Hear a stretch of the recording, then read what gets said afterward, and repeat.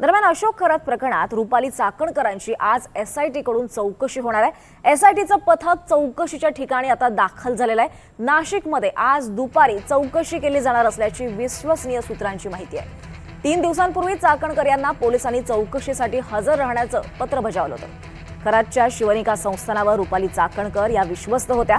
या प्रकरणी विरोधक आक्रमक झाले आणि त्यामुळे चाकणकर यांना महिला आयोगाच्या अध्यक्षपदाचाही राजीनामा द्यावा लागला होता।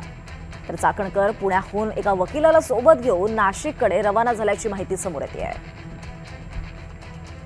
कशा खरात प्रकरणात आज नाशिकमध्ये चाकणकरांची चौकशी होते आहे।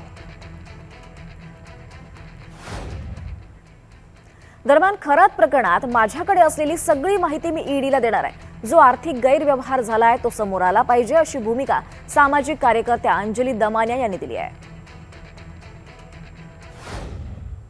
सगळी माहिती त्याच्यात प्रत्येक जे आर्थिक व्यवहार होते त्यांच्या सीए ललित पोफळेंचे जे आर्थिक व्यवहार होते सगळे पंचतारांकित हॉटेलांमध्ये बुकिंग झाले होत्या हे सगळं मी 3 आठवड्यापूर्वी एसआयटी कडे पाठवलं पण त्याची चौकशी होत नव्हती म्हणून मी हे पत्र पाठवलं की तात्काळ ही सगळ्यांविरुद्धची चौकशी झालीच पाहिजे।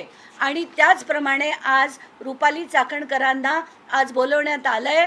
ऐकून आनंद झाला पण आत्ताच्या घटकेला जी माहिती मिळते की त्या गाड्या बदलून जात आहेत, वकिलांना घेऊन जात आहेत, पुन्हा तेच होणार आहे। अर्ध्या गोष्टी या बोलतील, अर्धे खुलासे करतील।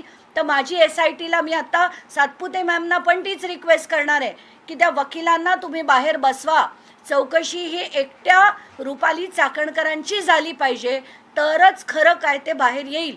आणि हा जो सगळा पंचतारांकित हॉटेलांमध्ये काय झालं, अनेक गोष्टी शिवनिका संस्थानात काय झालं, खरं जे आहे ते सगळ्यांचे जे अकाउंट उकडले गेले, समता पतसंस्थेत काय काय झालं, जगदंब पतसंस्थेत काय काय झालं, हे जे मोठे आर्थिक व्यवहार झाले या सगळ्याची चौकशी होणं गरजेचं आहे।